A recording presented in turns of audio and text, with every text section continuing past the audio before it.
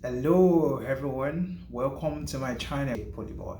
Alright, so today we want to talk about research interests. Research interest is something that everybody needs to know about because it is like the driving force to be able to bring you further in your application. It is what differentiates you, and most times people might have the same grade or the same grade range or the same CGPA, but there is every tendency that they do not have the same research interest, even though they graduated from the same or similar department. So, especially for an HND graduate, you need to be able to understand this. Well, most of the time, I've come to discover, due to some questions and some agitation from other people that I've been asking and trying to, know more about it, I discovered that most HND graduates do find it hard to be able to understand this concept of what a research interest is actually.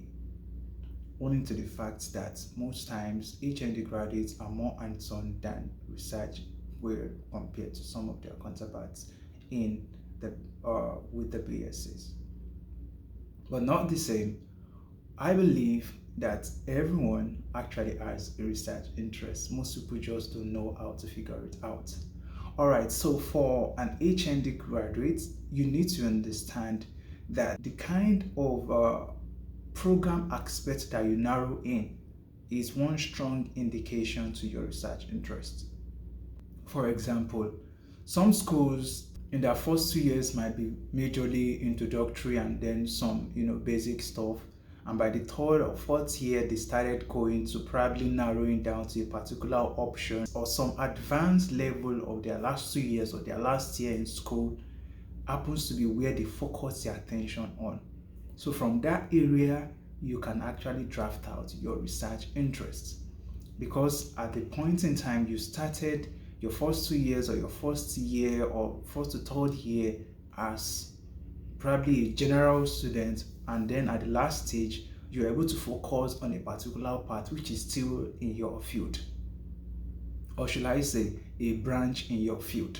So that is actually an indication to what your research interest will likely be. So that is one way to be able to discover what your research interest is, because by the time you start writing your SOP and your CV, these are the things that singles you out from other applicants because you will talk about them.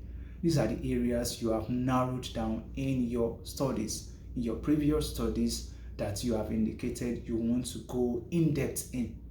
So that is a research interest.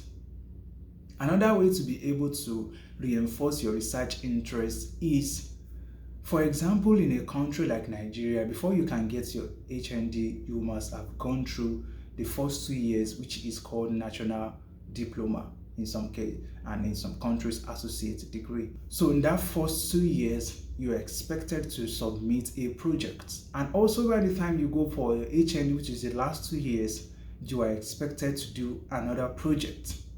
That is also a research.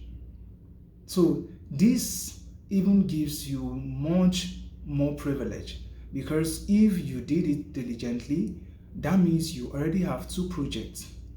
The project in terms now, when conversion or when translated to the North American style, it is called thesis, undergraduate thesis. So sometimes when I say your thesis or your undergraduate thesis, then I'm referring to those projects that you did. So those projects are the things that you can go back to, try to check out the things that you did. If, for example, the thesis that you did in your first 2 years is related to the thesis that you did in your last 2 years, then you already have two theses that you can present forward.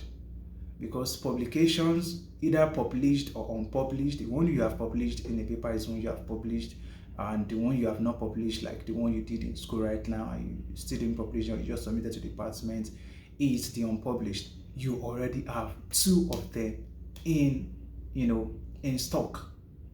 These are the things that narrows down to your research interests. And sometimes in some cases they can be like opposite stands. Well, at the end of the day, one of them will be much more interesting to you, or the topics or the things that you did may be more interesting to you, you can pick that one up and own it up as your undergrad thesis, because all of these things are the things that you will talk about in your SOP, because like you say, this is where your research interest lies and you are able to have done a project on it. So this is an indication to your research interest. Another way for you to be able to conjure up what your research interest is could be areas where you did your internship. For example, in a place like Nigeria, during your first year, you're expected to go for an internship, which is called CWES, where you have to go and learn from a company. You stay away a bit away from school, you learn, and then you return back to school after some time. So that internship period is also another indication. Probably where you went to was a research-based place and you'll be able to get one or two things that can spring up something you want to talk about, or you want to go in depth with that experience in your graduate school, say it's your master's or your PhD. Be able to figure this out so that whenever you are writing probably your academic CV or your SOP for your funding or stuff like that, you'll be able to include them, and then anybody reading up or the admission committee, they would be able to understand the aspects you will be going towards research area.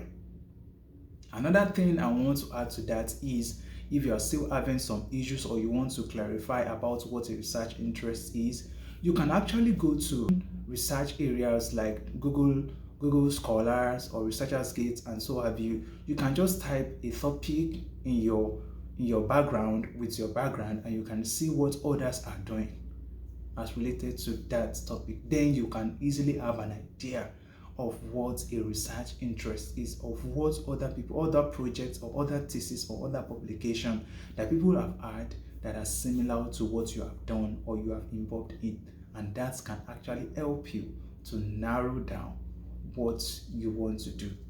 So that is that about what a research interest is, or a research focus, or where you want to narrow down your experience in the graduate school, because most schools may likely not have your particular course. For example, for somebody that is in the non-STEM, probably you study something like accounting or business admin in your HND or in your undergrad.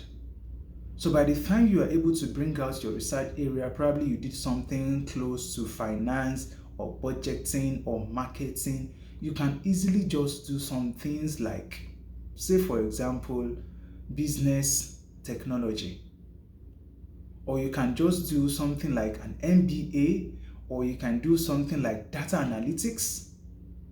So these are the things that can really help you to formulate what you really want to start applying to. Even before you start searching for schools, you know what to search for in schools based on your research interest or the areas you have done one or two things that can actually supplement your records academically. So that is that I want to bring and share to us. If you find this video helpful, please like and subscribe so that you get notified when I bring up new videos. So feel free to comment out your questions and I will do my best to reply to them. Thank you.